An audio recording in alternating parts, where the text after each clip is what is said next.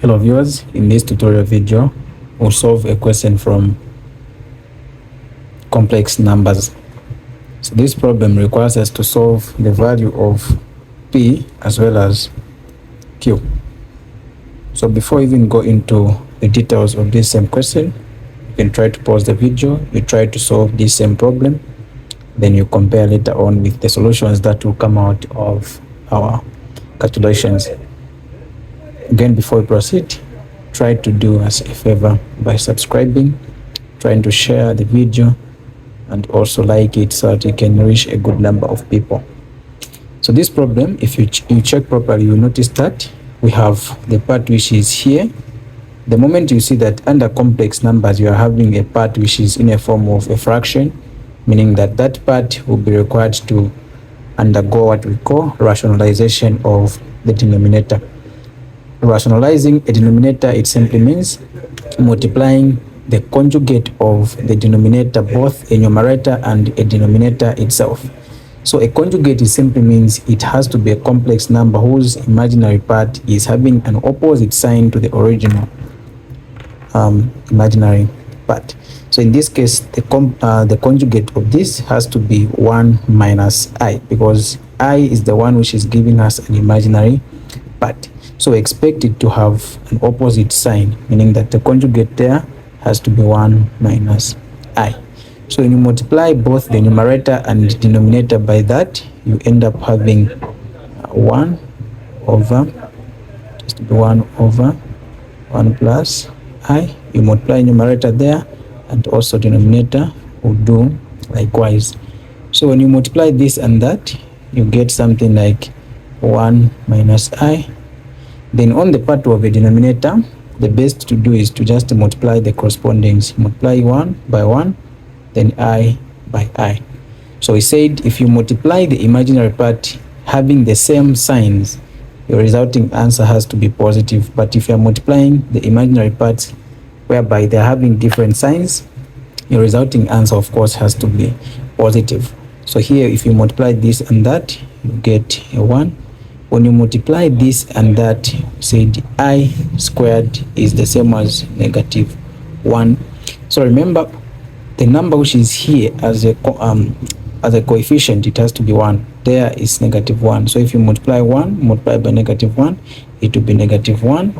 And I multiplied by I, it will give you I squared, which is that. That's why we are saying multiplying the imaginary parts with different signs, you get a positive number. But if they're having the same sign, you get an opposite number. So if you multiply this and that, you end up having plus 1. Then here we proceed by saying 2p plus 3i q plus numerator there we have 1 minus I over, if you add this and that, you get a 2 equal to right hand side part. If you try to expand, this has to give you something like 4 plus 4i minus 1. Why are we getting minus 1? There will be a point where these two will multiply with each other. Right here, let's try to write properly. To be 2 plus I, 2 plus I. So down here you have 2p plus 3p plus 1 minus I over 2 equal to this and that, get 4, this and that, get 2i, this and that, 2i. So since these two imaginary parts, they are having same signs, you expect to have a negative number, because I multiplied by I, it will be I squared, which is the same as negative 1, which is somewhere there. So we expect to have negative 1 on this part. Then here when you proceed, you have 2p 3ip plus 1 minus I over 2. So this, if you subtract it from there, it will be 3 plus 4i. Okay, when we happen to proceed, you notice that I think for us to get rid of this number which is here, we can multiply it throughout by a 2 so that these two can go. When you multiply 2 by that, get 4p. 2 by that, get 6ip. 2 multiplied by this entire part, here 2 and 2 will divide each other. You just have 1 minus I equal to 2 and that, you have 6. And 2 and that, you have 8i. Right? Okay, so on the left hand side, what we do, we need to add what belongs to the real part and what belongs to imaginary part. So we have this and that. These two are our real parts. That's 1.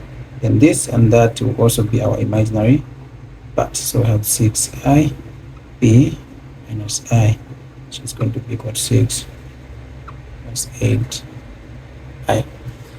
Where we are here, we equate the correspondings, meaning that this part has to be equal to a fellow real part. Then also this other part has to be equal to that given part, meaning that you have 4p plus 1 is equal to 6. From here, I think we can get the value of p. 6 minus 1, 4p is equal to 5. If you divide by 4, by 4, then p will be equal to 5 over 4. Perfect. We can also do the same to this part, where we're going to have 6ip minus I equal to 8i. Let's try to factor out an I. You have 6p minus 1 I equal to 8i. So the I and I will divide each other. 6. I think this has to be Q, not P again. Of course, yes, this is supposed to be Q here. Here, this has to be Q. Here, this has to be Q. Here, Q. Q. We're dealing with Q now. Take this to the other side. 6Q equal to 8 plus 1. Then we end up having 6Q is equal to 9. Divide by 6. Divide by 6, which means Q will be equal to, I think 3 here, it will be 3 times. So there are 2 times. So Q will just be the same as this. That's how we get these values using complex way of doing calculations. Try to subscribe to our channel, try to leave a comment, and also like our video. Bye bye.